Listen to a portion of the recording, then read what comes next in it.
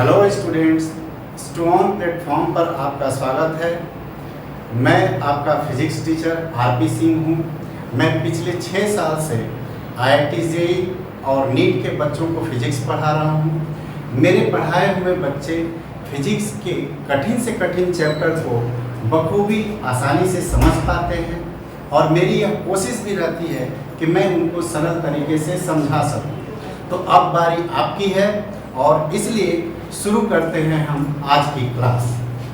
हम लोग wave optics का रिवीजन कर रहे हैं, जिसमें यंग्स डबल स्लिट और इंटरफेरेंस की बातें हमने अभी तक करी हैं। इंटरफेरेंस से कैसे सुपर इम्पोज करके जो दो वेव हैं वो किस तरह से फ्रिंज पैटर्न जो है वो प्रिपेयर करती हैं, वो हमको वहाँ पर देखने को मिलता है। नाउ जो क्वेश्चन है यहाँ पर, if A is the amplitude of wave, A जो है एम्पलीट्यूड है वेव का, coming from a point source at a distance R, then which of the following is correct. ये जनरल एक क्वेश्चन है जो कि हमको ज़रूरत पड़ सकती है। तो यहाँ पर इंटेंसिटी की बात करेंगे तो फिर एम्पलीट्यूड की बात हम कर सकते हैं। तो यहाँ पर जो होगा क्या ऑप्शन हो सकता है, अगर एक बार आप जो है इसको ध्यान से देखें इस क्वेश्चन को और फाइंड आउट करने की कोशिश करें, फिर हम लोग बात करते हैं इसके बारे में। तो 1 मिनट का समय लेकर के इसके बारे में सोचें क्या है ये। आइए देखिए, हम लोग बात करते हैं इंटेंसिटी की। इंटेंसिटी जो है, इंटेंसिटी ये जो है डिफाइन किया जाता है आई से, and this is written as power upon area. Power upon area. अब पावर क्या होता है? पावर जो होता है, मान लो कि कोई पावर का मतलब ये हुआ, इसका यूनिट अगर देखें तो इसका यूनिट जो होगा वॉट पर मीटर स्क्वायर, है ना। और पावर जो होता है वो क्या होता है? Energy per second. इसको हम ये भी लिख सकते हैं power E/T multiplied by area, and that can be written as, ये एनर्जी पर सेकेंड है इसलिए इसको हम ये भी लिख सकते हैं जूल पर सेकेंड पर मीटर स्क्वायर, है ना। तो कोई सोर्स है, लाइट सोर्स है यहाँ पर लाइट सोर्स जो है इसका पावर जो है P वॉट है। कितना है? P what. P वॉट कहने का मतलब कि यह P जूल पर सेकेंड जो है 100 वॉट होने का मतलब P बराबर, अगर पावर बराबर 100 वॉट है, इसका मतलब क्या है? इसका मतलब ये है 100 जूल पर सेकेंड। मतलब यह जो सोर्स है, यह सोर्स P जूल पर सेकेंड एनर्जी को जो है रेडिएट कर रही है, और वह जो है हर डायरेक्शन में जो है रेडिएट होगी। हर डायरेक्शन में क्या होगी? रेडिएट होगी, है कि नहीं? ऐसे हर डायरेक्शन में, ऊपर बाहर, मतलब 3 डायमेंशनल डायरेक्शन में ये क्या करेगी? इक्वली एनर्जी को डिस्ट्रीब्यूट करेगी। और ये कैसा सोर्स है? ये जो सोर्स है, सोर्स जो है वह पॉइंट सोर्स है। कैसा है? पॉइंट सोर्स है कि नहीं। अगर जितनी भी एनर्जी ये फ्लो हो रही है, जो रेडिएट हो रही है इस सोर्स की वजह से, उस सारे एनर्जी को अगर मुझे कैप्चर करना हो तो मुझे एक स्फेरिकल सरफेस का जो है निर्माण करना पड़ेगा, कॉन्स्टिट्यूट करना पड़ेगा हमें एक स्फेरिकल सरफेस। ये यहाँ पर ये सर्कल नहीं है, ये जो है स्फेरिकल सरफेस है, स्फेरिकल सरफेस। तो यहाँ पर मैं बोलूँ कि इस पॉइंट सोर्स से r डिस्टेंस पर, ये r डिस्टेंस पर यहाँ पर इंटेंसिटी क्या होगी? तो इंटेंसिटी हम जो लिखते हैं वह क्या लिखते हैं? Power upon area. Power upon area. अब एरिया ये जो है वह किसका एरिया लेते हैं? तो उस शेप का लेते हैं जो ये पूरे एनर्जी को कैप्चर करता है। तो कौन सा शेप यहाँ पर जो है वह पूरे एनर्जी को कैप्चर करेगा, दैट इज स्फेयर। और वो जो है उसका रेडियस स्फेयर का जो होगा वह कितना होगा, आर होगा। यानी कि जो पावर है वह तो P है और एरिया जो है यहाँ पर पॉइंट सोर्स के एनर्जी को कैप्चर करने के लिए जिस स्फेरिकल सरफेस की हमको ज़रूरत पड़ेगी वह स्फेयर होगा।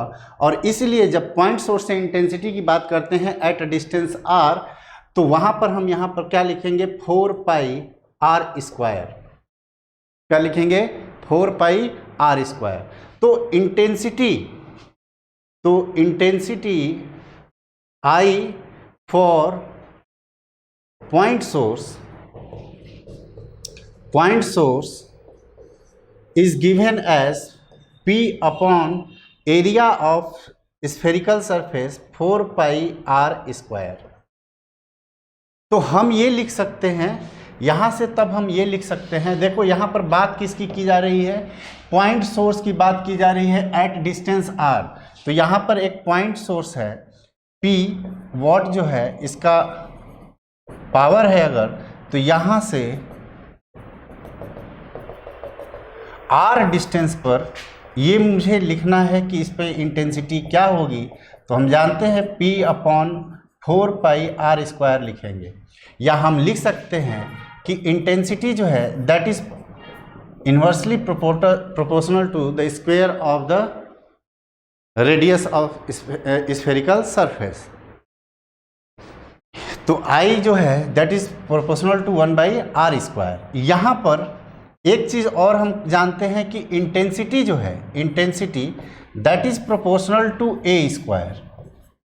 ये हमने पहले बात की हुई है कि इंटेंसिटी जो है स्क्वायर ऑफ एम्पलीट्यूड के डायरेक्टली प्रोपोर्शनल होता है। और जब ऐसा होता है तो हम ये लिख सकते हैं कि रूट I जो है, root I that is directly proportional to a, है कि नहीं।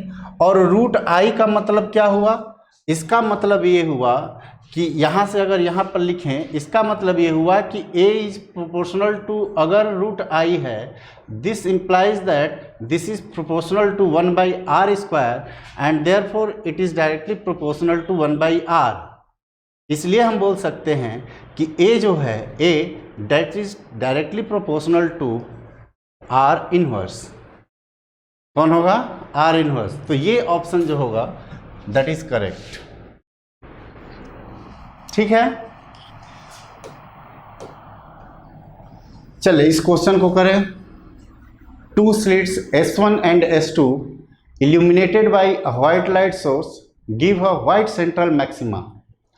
A transparent sheet of refractive index 1.25 and thickness T1 is placed in front of S1. Another transparent sheet of refractive index 1.50 and thickness T2 is placed in front of S2. If central maxima is not affected, then ratio of the thickness of 2 sheets will be. यहाँ पे जो है ये क्या बोल रहा है उसको हम लोग देखते हैं। हम यहाँ पर बात कर रहे हैं ऑप्टिकल पाथ डिफरेंस की, ऑप्टिकल पाथ डिफरेंस, है ना। यहाँ पे मान लीजिए कि जैसे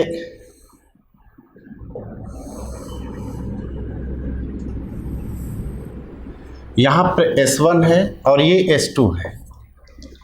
यहाँ से जो है लाइट पास कर रही है, यहाँ पर भी लाइट जो है ऐसे मूव कर रही है।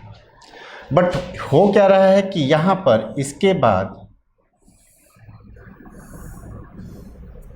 एक स्लैब रख देते हैं जिसका रिफ्रैक्टिव इंडेक्स म्यू है और इसका विड्थ जो है वह W है। लेंथ कितना है, W है, थिकनेस W, और रिफ्रैक्टिव इंडेक्स कितना है, म्यू है। यहाँ पर ये रे जो है फिर ये इसको पास करके आगे बढ़ेगी, है ना। अब यहाँ पर हम अगर ध्यान से देखें इसको, अगर ये चीज़, तो इस पूरे थिकनेस को पार करने में कितना टाइम लगेगा, है ना। Speed of light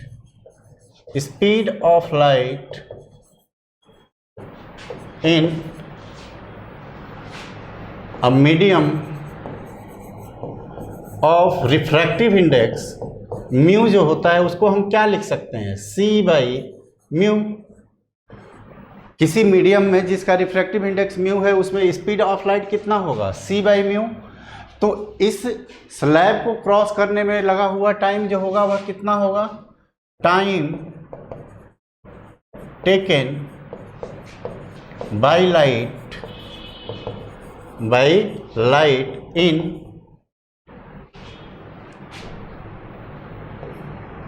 crossing slab कितना होगा। तो लेंथ कितना है, W upon c by mu. तो ये कितना हो जाएगा, अगर इसको ध्यान से देखें तो इसको लिख सकते हैं mu W by c. This is the time taken by light to cross this slab. अब यहाँ पर ये टाइम हमको मिल गया। इस टाइम में यह जो रे है जो कि एयर में या वैक्यूम में ट्रेवल कर रही है वह कितना डिस्टेंस कवर करेगी। तो डिस्टेंस कवर्ड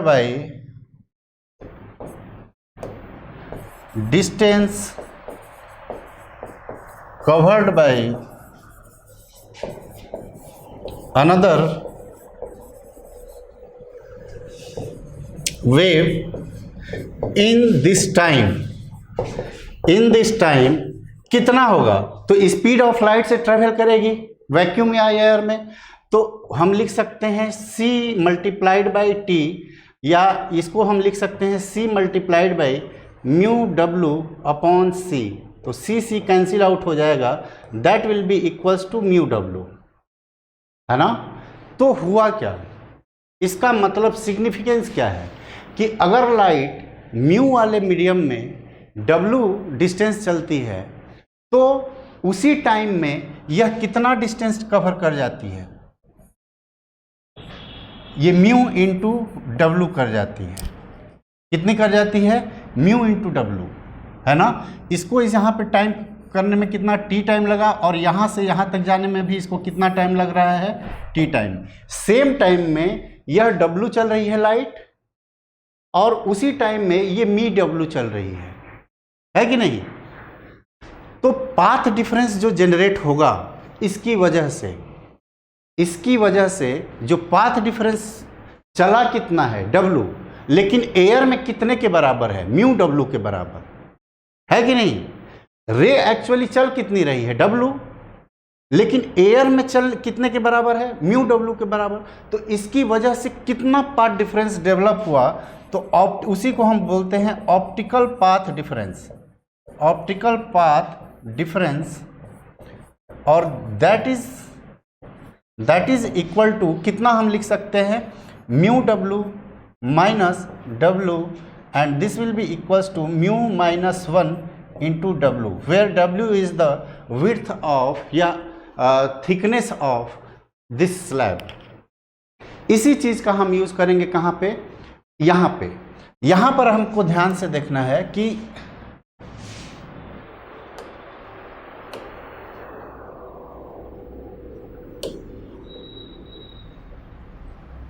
यहाँ पे ये देखना है कि जैसे मान लो कि यहाँ पर ये यंग्स डबल स्लिट है, S1 S2, इसके मिड पॉइंट से D डिस्टेंस पर, यह जो डिस्टेंस है हम कितना लेते हैं, D लेते हैं, और यहाँ से लेकर के यहाँ तक जो डिस्टेंस हम लेते हैं दैट इज स्मॉल d, है ना। बोल रहा है कि अगर यहाँ पर हम स्लैब रखें, है ना, जिसका थिकनेस कितना है, T1 है, और रिफ्रैक्टिव इंडेक्स कितना है, μ1 है, तो इसकी वजह से कितना पाथ डिफरेंस होगा। अब यहाँ पर ध्यान से देखो, जब ये नहीं था तो सेंट्रल मैक्सिमा कहाँ पे बनता था, यहाँ पे बस, बट जब इसको रखेंगे तो सेंट्रल मैक्सिमा कहाँ पे शिफ्ट कर जाएगा, चूंकि यह चल रहा है T1, बट एयर में किसने के बराबर होगा, म्यू T1 के बराबर। तो यहाँ से जो रे चल रही है और यहाँ से जो रे चल रही है, इन दोनों रे में पाथ डिफरेंस कितना होगा, ये तो T ही चली है, T1 ही चली है, बट ये कितने के बराबर चल गई है, μ1 इंटू T1 के बराबर। तो पाथ डिफरेंस कितना हो जाएगा, μ1 -1 इंटू T1 के बराबर। यानी कि यहाँ पर अगर मैं बोलूँ कि यहाँ पर रे ऐसे आई और यहाँ पर रे ऐसे गई, है ना, ऐसे फिजिकल पाथ डिफरेंस तो जीरो है। Physical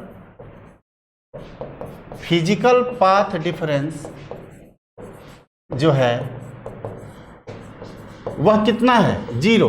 but optical path difference जो होगा, ऑप्टिकल पाथ डिफरेंस वह कितना हो जाएगा, ऑप्टिकल पाथ डिफरेंस जो होगा दैट इज μ1 -1 इंटू T1, यही होगा।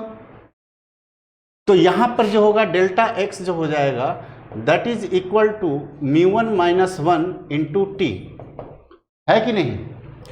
तो सेंट्रल मैक्सिमा इसकी वजह से कहाँ पे, अब देखें तो ये ज़्यादा डिस्टेंस चल रही है, ये कम डिस्टेंस चल रही है। तो ये ज़्यादा, इसको कंपनसेट कैसे कर सकते हैं कि यहाँ से रे जो है कुछ ऐसे जाए और यहाँ से रे ऐसे जाए, यानी कि इसका फिजिकल पाथ लेंथ इसके ऑप्टिकल पाथ लेंथ के बराबर हो, तो यहाँ पर हमको कहीं सेंट्रल मैक्सिमा मिलेगा, है कि नहीं। क्या मिल जाएगा, सेंट्रल मैक्सिमा। लेकिन बोल रहा है कि हम क्या कर रहे हैं कि एक दूसरा स्लैब जो है यहाँ पे रख दे रहे हैं, दूसरा स्लैब जो है जिसका थिकनेस T2 है और रिफ्रैक्टिव इंडेक्स μ2 है। अब इसको रखने की वजह से सेंट्रल मैक्सिमा इसी सेंट्रल पॉइंट पे बन रहा है, सेंट्रल मैक्सिमा वहीं पे बन रहा है जहां पर कि इसको रखने से, इन दोनों को रखने से पहले था। इसका मतलब ये है कि इसके द्वारा जो पाथ डिफरेंस डेवलप किया गया वह यहाँ पर पाथ डिफरेंस जो है कितना है, जीरो है। इसको रखने की वजह से कितना पाथ डिफरेंस आया, μ1 -1 इंटू T1, है कि नहीं। अब जब इसको रख देंगे तो इसको रखने की वजह से पाथ डिफरेंस कितना आएगा, μ2, इसकी वजह से जो पाथ डिफरेंस प्रोड्यूस होगा डेल्टा x, वह μ2 -1 इंटू T2 के बराबर होगा।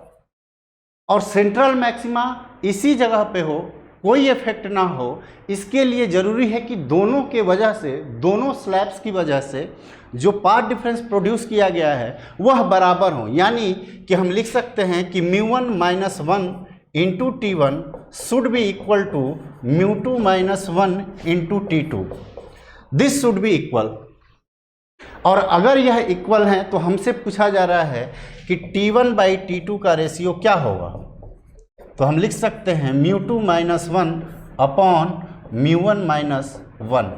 क्या μ2 और μ1 की वैल्यू दी हुई है, क्वेश्चन में देख लेते हैं। μ1 और μ2 की वैल्यू क्या दी हुई है, देखो कितना दिया हुआ है 1.25 और इसका कितना दिया है 1.50। तो इसको लिख लेते हैं, कितना हो जाएगा 1.50 -1 अपॉन 1.25 -1, ये कितना हो जाएगा 0.5 अपॉन 0.25 होगा ना। तो ये कितना हो जाएगा 50 अपॉन 25 इज इक्वल टू 2। तो T1 बाई T2 जो होगा वह कितना हो जाएगा 2 के बराबर, इसका रेशियो जो होगा 2 के बराबर होगा। तो एक बार देख लो, तो 2:1 क्या हो जाएगा 2:1। T1 बाई T2 जो होगा that will B 2:1।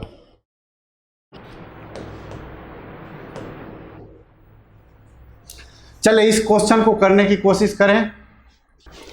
In the adjacent diagram CP represents a wave front.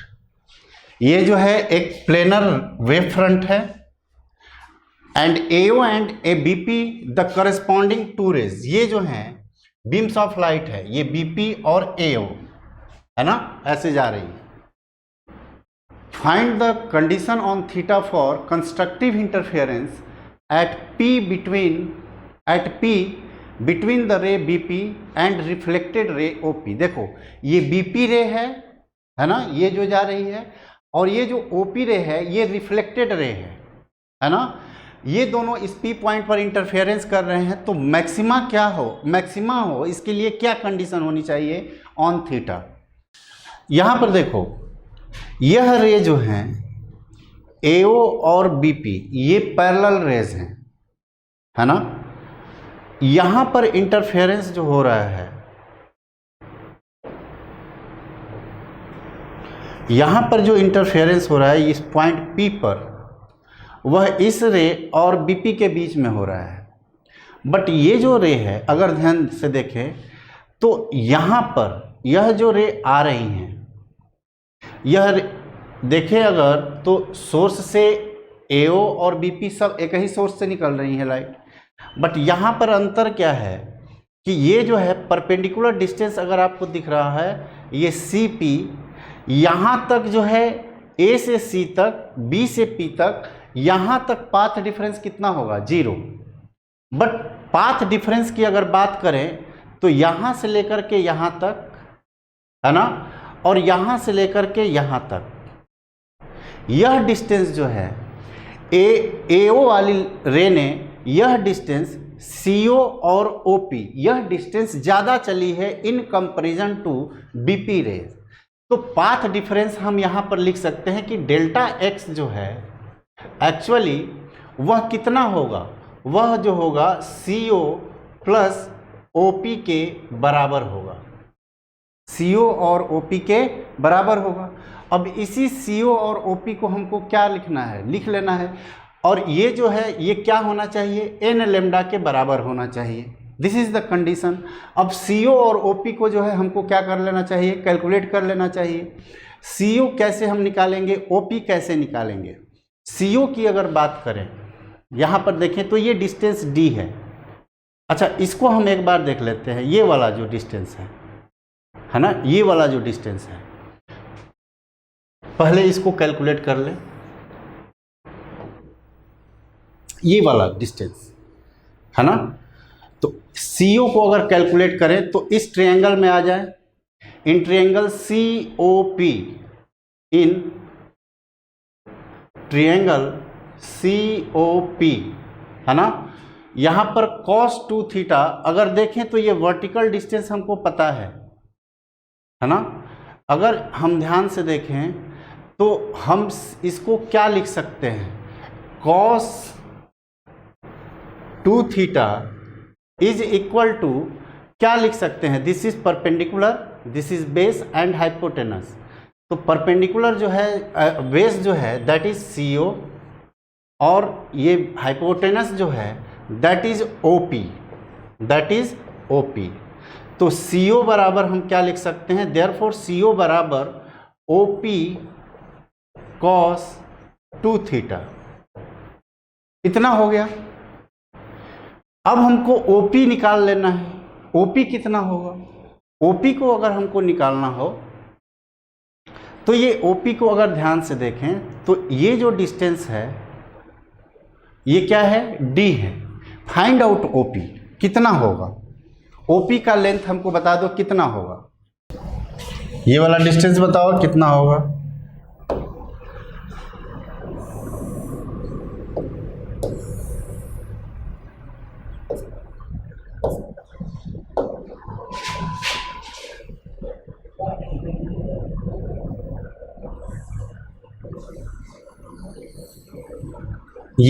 ये डिस्टेंस कितना दिया हुआ है, ये D दिया हुआ है ना। ये थीटा है तो ये भी क्या होगा, थीटा होगा। ये परपेंडिकुलर, ये बेस, और ये क्या है, OP है। तो हम क्या लिख सकते हैं, इन ट्रायंगल अगर हम देखें ध्यान से, इसको मान लेते हैं कि ये M पॉइंट है, तो इसको हम लिख सकते हैं कि in triangle OMP, in triangle OMP ये जो होगा कितना हो जाएगा, OMP जो होगा वह कितना हो जाएगा, cos थीटा बराबर क्या लिखेंगे, cos theta, this is base and this is hypotenuse, तो D अपॉन OP, है ना। This implies that OP is equal to D sec theta. कितना हो जाएगा? D sec theta. होगा कि नहीं होगा? तो पाथ डिफरेंस, अब हम अगर ध्यान से देखें तो जो यहाँ पर वेवलेंथ है, ये जो चीज़ है यहाँ पर डी सेक थीटा, ओपी को देखें तो OP is a reflected ray, OP is reflected wave, reflected wave, therefore its phase will be changed by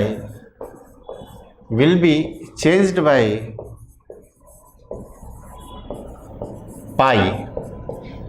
मतलब इस रे, ये जो AO है और जो OP है, इसमें फेज डिफरेंस कितना होगा? पाई होगा, है ना। इंसिडेंट रे और रिफ्लेक्टेड रे के बीच में फेज डिफरेंस जो होता है वह कितना होता है? पाई। तो पाई के करस्पॉन्डिंग हम जानते हैं कि डेल्टा फाई बराबर जो होता है that is 2 pi by lambda into delta x, और फेज डिफरेंस कितना है? पाई बराबर 2 pi by lambda into delta x, और इसलिए पाई पाई कैंसिल आउट। तो इस फेज डिफरेंस के corresponding delta x path difference जो होगा वह लेमडा बाई 2 होगा। कितना हो जाएगा? Lambda by 2। तो अब हमको जो है टोटल पाथ डिफरेंस हमको लिखना है। इस रे में और इस रे में टोटल पाथ डिफरेंस कितना होगा?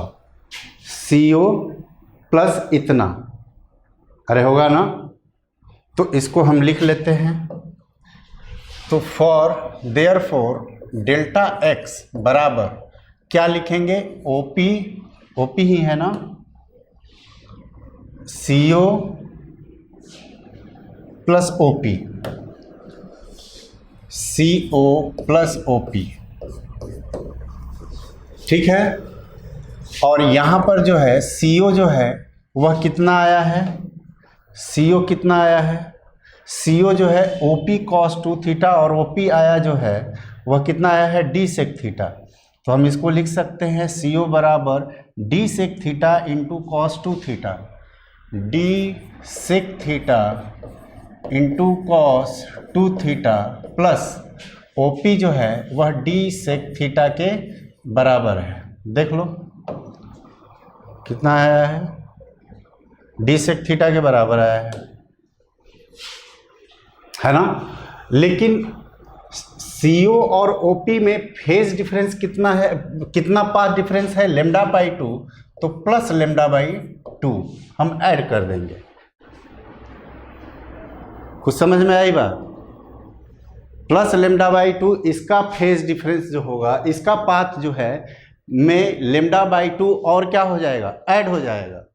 तो ये जो है ये किसके बराबर होना चाहिए? अगर for maxima, therefore for maxima at point P हम लिख सकते हैं D sec theta into cos theta cos 2 theta plus D sec theta plus lambda by 2 should be equal to lambda, है कि नहीं। और D sec theta into cos 2 theta 1 plus cos 2 theta should be equals to, इसको इधर ले जाएं तो कितना आ जाएगा? Lambda by 2। D sec theta जो है ये मैक्सिमा के लिए लेमडा 2 लेमडा 0 यही लिखेंगे ना, है ना। तो यहाँ पर जो है D sec थीटा की अगर बात करें तो ये वैल्यू जो होगी वह कितनी हो जाएगी? D sec थीटा इंटू ये जो हो जाएगा 2 cos स्क्वायर थीटा बराबर लेमडा बाई 2, है ना। तो ये कितना हो जाएगा? सेक थीटा से एक cos थीटा कैंसिल आउट हो जाएगा, तो ये आ जाएगा 2D cos theta should be equals to lambda by 2 and therefore cos theta is equal to lambda upon 4D। अब यहाँ पर जो है बात ये होती है कि लेमडा लें, 2 लेमडा लें, 3 लेमडा लें, 0 लें, क्या लें। इसको जो है अकॉर्डिंगली हमको ऑप्शन से रिलेट करके लिखना होता है। तो यहाँ पर जो है हम इसके बारे में बात करेंगे। तो cos थीटा बराबर लेमडा अपॉन 4d। यहाँ पर जो है क्या चीज़ हमको ध्यान रखना है, पाथ डिफरेंस कैसे लिखना है, और अगर रिफ्लेक्टेड रे की बात हम कर रहे हैं तो रिफ्लेक्टेड रे में पाथ डिफरेंस लेमडा बाई 2 जो होगी वह ऐड हो जाती है। ठीक है,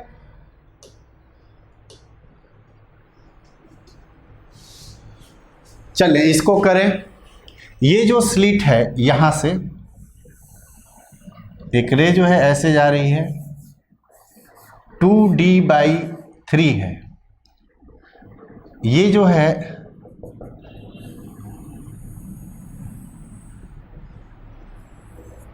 ना, और यहाँ पर जो लाइट है ऐसे जा रही है। ये जो है डिस्टेंस, ये जो है दिया हुआ है कि ये डिस्टेंस जो है d के बराबर है। दोनों स्लिट S1 और S2 के बीच में जो डिस्टेंस है वह कितना है, स्मॉल d। बट यहाँ पर जो है ये जो लाइन है, यहाँ पर जो लाइन है वो जो है कितना डिस्टेंस है, और ये कैपिटल D है। स्लिट प्लेन और स्क्रीन के बीच में जो डिस्टेंस है that is capital D। If a parallel beam of white light is incident on the plane of slits, ये व्हाइट लाइट है ना, मोनोक्रोमेटिक लाइट नहीं है। Incident on the plane of slits, then the distance of the white spot on the screen from O, इस point से central maxima जो होगी, white spot कब बनता है, केवल जब अगर हम पॉलीक्रोमेटिक लाइट की बात बोलें, है ना। पॉलीक्रोमेटिक लाइट का मतलब कि सेवरल वेवलेंथ्स ऑफ लाइट हैं, अगर वो इंटरफेरेंस कर रही हैं तो हमको पता है कि सेंट्रल मैक्सिमा पर वाइट स्पॉट बनता है कि नहीं। केवल और केवल सेंट्रल मैक्सिमा पर जो है वाइट स्पॉट बनता है, और इसीलिए व्हाइट लाइट को यूज किया जाता है to find out the position of central maxima. तो सेंट्रल मैक्सिमा अगर ध्यान से देखें तो सेंट्रल मैक्सिमा एक्चुअली कहाँ बनता, अगर मान लो कि ये पॉइंट O है ना, लेकिन एक्चुअली में सेंट्रल मैक्सिमा जो होगा वह कहीं यहाँ पे होगा।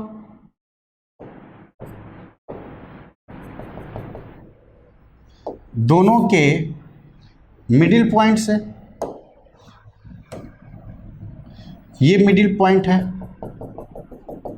ये जो है ये सेंट्रल मैक्सिमा बनेगा, और ये सेंट्रल मैक्सिमा जो होगा यहीं पे जो होगा व्हाइट स्पॉट बनेगा, व्हाइट स्पॉट बनेगा, क्योंकि सभी वेवलेंथ की लाइट के लिए पाथ डिफरेंस इस पॉइंट पर क्या होगा, 0 होगा। तो यहां पर ये पूछ रहा है कि यह दूरी कितनी होगी, तो दिस इज सिंपल, ये तो सिंपल बात है। ये देखो ये कितना है, ये कितना डिस्टेंस होता है, ये वाला, ये जो डिस्टेंस होता है दैट इज d/2, और यहां से यहां तक डिस्टेंस कितना है, 2d/3। तो डिस्टेंस जो CO होगा, मतलब यहां से ये CO अगर लिखें तो CO is actually 2d/3 minus d/2, यही होगा नहीं, हाँ सही है। ये डिस्टेंस कितना है, d/2, और ये पूरा डिस्टेंस कितना है, 2d/3। व्हाइट स्पॉट यहाँ पे बनेगा, तो यहाँ से ये डिस्टेंस निकालना हो तो हम इसको क्या करेंगे, डिडक्ट कर लेंगे, और यह वैल्यू जो होगी कितनी होगी, अगर देखें तो ये 6 हो जाएगा, ये 4d माइनस 3d, तो ये कितना आ गया, d/6। कितना आंसर आएगा, d/6।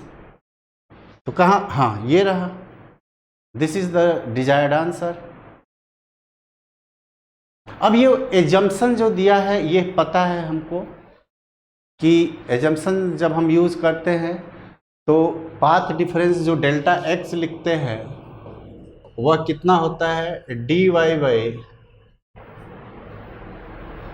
के बराबर होता है। पाथ डिफरेंस कितना होता है, dy/d के बराबर होता है। ये चीज हमको पता है। Now move on the next question.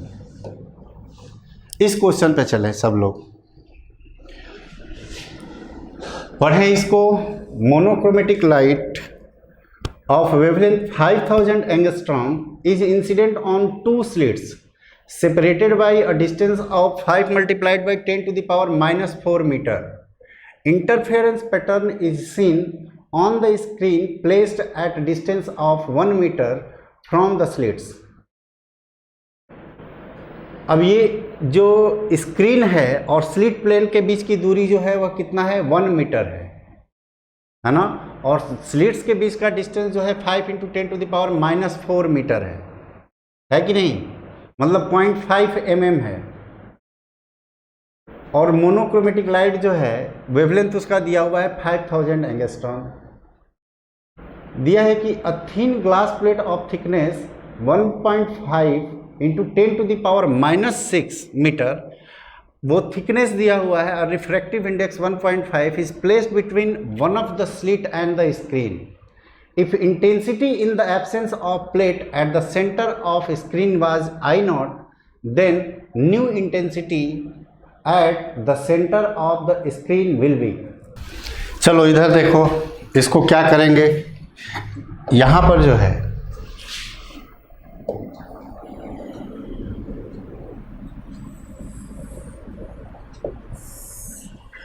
S1 S2 है ना, ये जो है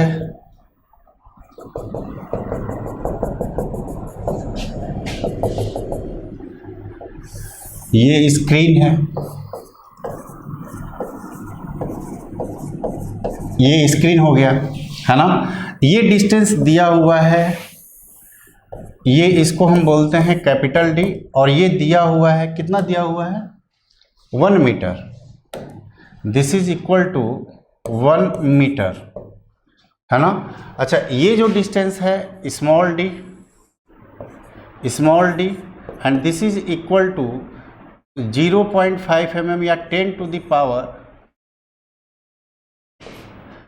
d बराबर जो दिया हुआ है d equals to 5 multiplied by 10 to the power -4 metre, इतना दिया हुआ है ना। अब यहाँ पर जो फ्रिंज पैटर्न, हम लोग अगर फ्रिंज विड्थ की बात करें, फ्रिंज विड्थ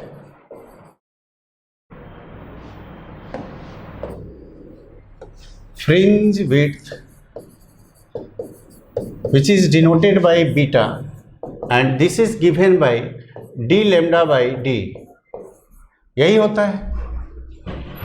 अगर इस फ्रिंज विड्थ की बात करें तो फ्रिंज विड्थ जो होगा वह कितना होगा, यहाँ पर d की वैल्यू, अच्छा वेवलेंथ ऑफ लाइट जो है वह कितना है, लेम्डा जो है, अगर बात करें कि यहाँ से जो लाइट आ रही है उसका वेवलेंथ जो है लेम्डा, दैट इज 5000 एंगस्ट्रॉम, या इसको लिख सकते हैं 5000 multiplied by 10 to the power -10 metre. देख लो कितना दिया हुआ है, वेवलेंथ 5000 एंगस्ट्रॉम दिया हुआ है, मोनोक्रोमेटिक लाइट है। तो यहाँ पर हम इसको कैलकुलेट कर लें तो d जो होगा मीटर में लिखें तो 1, लेम्डा जो है that is 5000 multiplied by 10 to the power -10 upon d जो होगा स्मॉल d मीटर में है that is 5 multiplied by 10 to the power -4। इसको अगर कैलकुलेट करें तो ये कितना हो जाएगा, इसको ऊपर ले जाएं तो ये हो जाएगा 5 multiplied by 10 to the power 7 है ना, ये multiplied by 10 to the power -10 upon 5, तो ये क्या हो जाएगा, कैंसिल आउट, ये आ जाएगा 10 to the power -3 metre and it is equal to 1 mm, which is equal to 1 mm। यानी कि जो फ्रिंज विड्थ होगी, what is fringe width, distance between two successive maxima और distance between two successive minima, it is known as fringe width. तो कितना आया fringe width, 1 mm के बराबर आया। मतलब कि अगर यहाँ पर कोई भी हम स्लैब नहीं रख रहे तो जो पैटर्न बनेंगे यहाँ पर सेंट्रल मैक्सिमा तो बनेगा, है कि नहीं, यहाँ पे क्या बनेगा, सेंट्रल मैक्सिमा, है कि नहीं। और ऐसे मैक्सिमा मैक्सिमा मैक्सिमा जो है बनते जाएंगे और इनके बीच की दूरी जो होगी वह कितनी आ रही है, 1 mm के बराबर। बट नाउ ये बोल रहा है कि यहाँ पर अब हमने एक स्लैब रख दिया। स्लैब को रखने की वजह से हमको पता है कि शिफ्ट जो होता है ये ऊपर की तरफ आ जाता है, सेंट्रल मैक्सिमा जो है ऊपर शिफ्ट कर जाता है। कहाँ शिफ्ट कर जाएगा, ऊपर। अगर इसको हम यहाँ पे रखेंगे तो सेंट्रल मैक्सिमा नीचे, है ना। तो ये सेंट्रल मैक्सिमा यहाँ पे है, जिसकी दूरी जो है इस पहले सेंट्रल मैक्सिमा और अब के सेंट्रल मैक्सिमा की दूरी जो है हम y लिख दिए। क्या लिख दिए, y। जब हमने ये रखा, जब नहीं था तो यहाँ पर पाथ डिफरेंस कितना था, 0। जब हमने रखा तो यहाँ पर पाथ डिफरेंस डेल्टा x जो है वह कितना होगा, 0। अब डेल्टा x जो 0 है उसका मतलब क्या है, यहाँ पर डेल्टा x कितना है, यहाँ पर डेल्टा x जो है that is mu minus 1 into T के बराबर होगा। अरे है कि नहीं। अब उस पॉइंट पर जहां पर कि सेंट्रल मैक्सिमा चला गया, वहां पर physical path difference y distance के ऊपर फिजिकल पाथ डिफरेंस हम अगर देखें तो यहां पर ये चीज देखने में आ रही है कि लेमडा जो है, यहां पर लेमडा जो है that is much less than d है। और यहाँ पर यह भी चीज़ हमको देखने में आ रहा है कि स्मॉल d जो है that is much smaller in comparison to small d। तो डेल्टा x इस केस में हम जो लिखते हैं that is dy by d।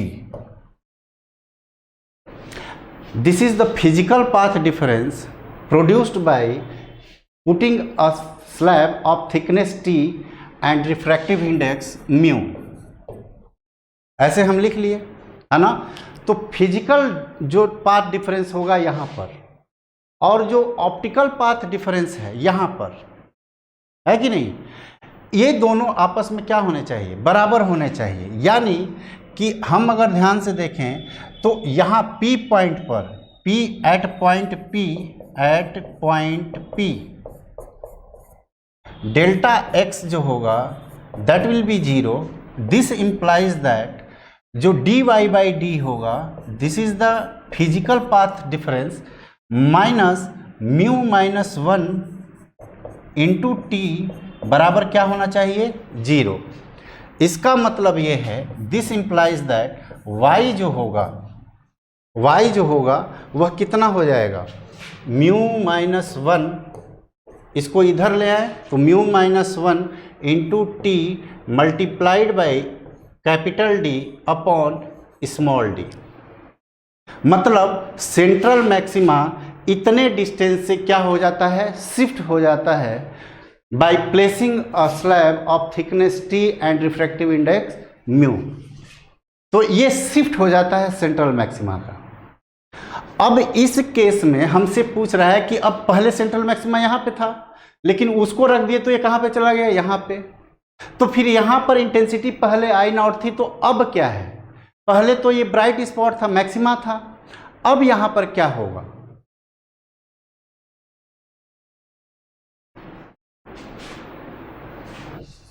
बोलो क्या होगा।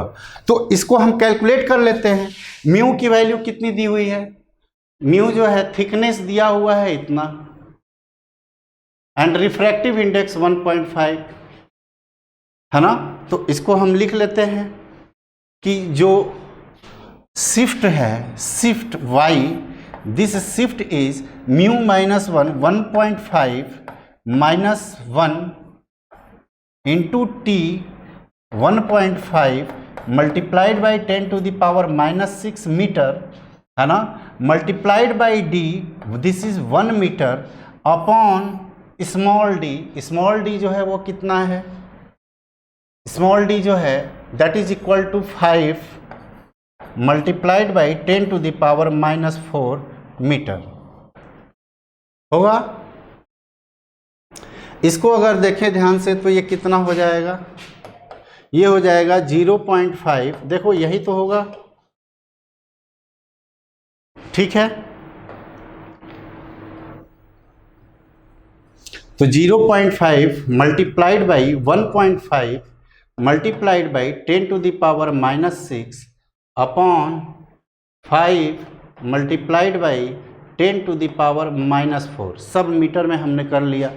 ये वैल्यू जो है अगर डेसिमल को हटाएं तो नीचे 100 हो जाएगा, ऊपर हो जाएगा 5 multiplied by 15 upon 10 to the power 2 multiplied by 5 multiplied by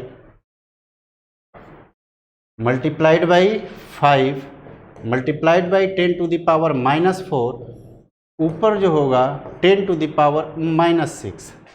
तो ये जो हो जाएगा, ये ऊपर जाएगा तो कितना हो जाएगा 10 टू द पावर -2, और ये जाएगा तो 10 टू द पावर -4। तो यानी कि ये हो जाएगा 5 से 5 कैंसिल आउट, ये हो जाएगा 15 multiplied by 10 to the power -4, है ना, मीटर।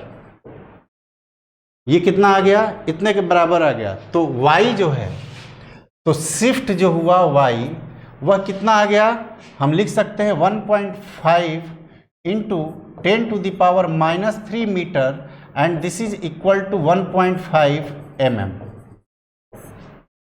अब जरा सोचो कि दो मैक्सिमा के बीच की दूरी जो है वह कितना था, 1 mm। सेंट्रल मैक्सिमा शिफ्ट कितना हो गया, 1.5 mm। इसका मतलब कि अब इस पॉइंट पर है ना, यह जो दूरी है ये कितना है, 1.5 mm।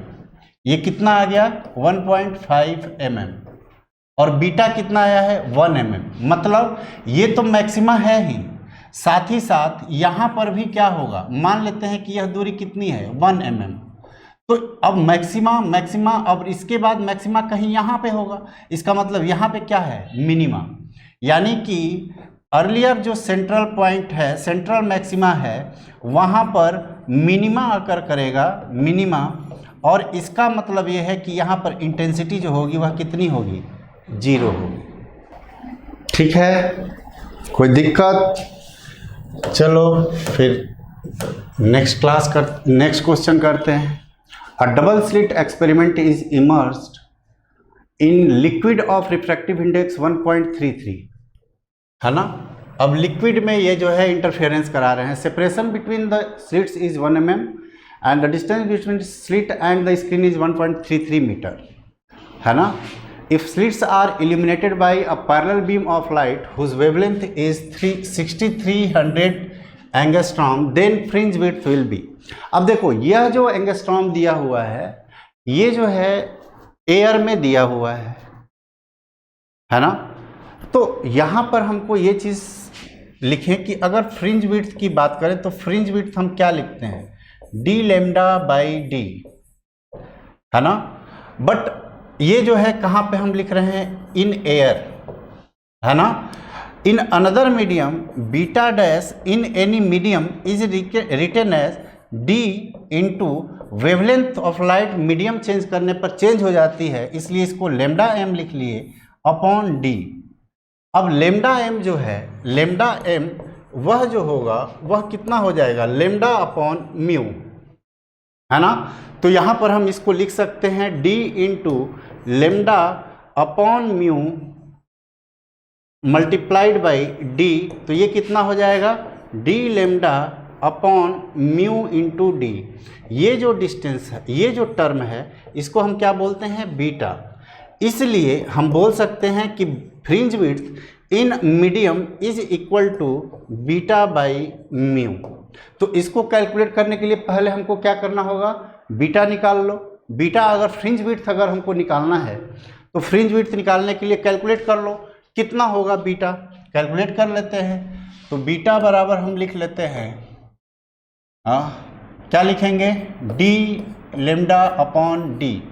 d कितना दिया हुआ है, that is 1.33 metre, multiplied by wavelength of light जो है that is 6300 multiplied by 10 to the power -10 metre upon D जो दिया हुआ है दैट इज 1 mm यानी कि 10⁻³ मीटर होगा। यहाँ पर अगर इसको कैलकुलेट करें तो दिस इज इक्वल टू 1.33। अब ये जो है ये हमको जो है हमने एयर में निकाल लिया, तो बीटा इन मीडियम निकालना है। Beta in medium is actually beta by mu and this will be written as 1.33 multiplied by 6300 multiplied by 10⁻⁻10 upon कितना हो जाएगा 10⁻³ मल्टीप्लाइड बाई रिफ्रैक्टिव इंडेक्स कितना है 1.33 है। तो ये और ये टर्म क्या हो जाएगा कैंसिल आउट, तो ये कितना आ जाएगा 6300 मल्टीप्लाइड बाई 10⁻⁻7 मीटर, या इसको हम लिख सकते हैं 63 मल्टीप्लाइड बाई 10⁻⁻5 मीटर, या इसको लिख सकते हैं 0.63 मल्टीप्लाइड बाई 10⁻, कितना हो जाएगा -3 मीटर। जिसका मतलब ये है कि ये जो हो जाएगा 0.63 mm के बराबर हो जाएगा। कितना हो जाएगा 0.63 mm के बराबर। ऑप्शन में है ऐसा, हाँ 0.63 mm।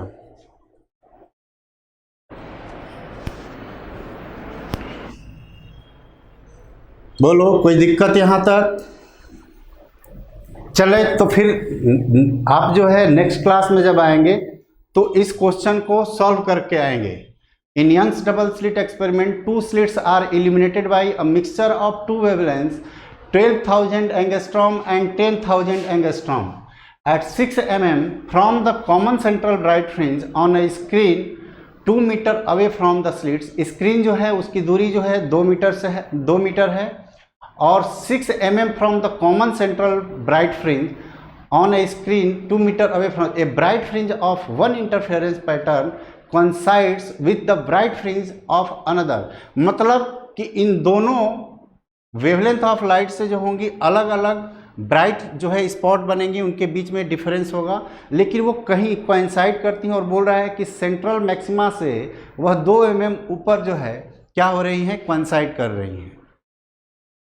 तो इसके लिए आपको स्मॉल डी की वैल्यू निकालनी है। तो फिर नेक्स्ट क्लास में मिलेंगे तो स्मॉल डी के बारे में इसके बारे में बात करेंगे।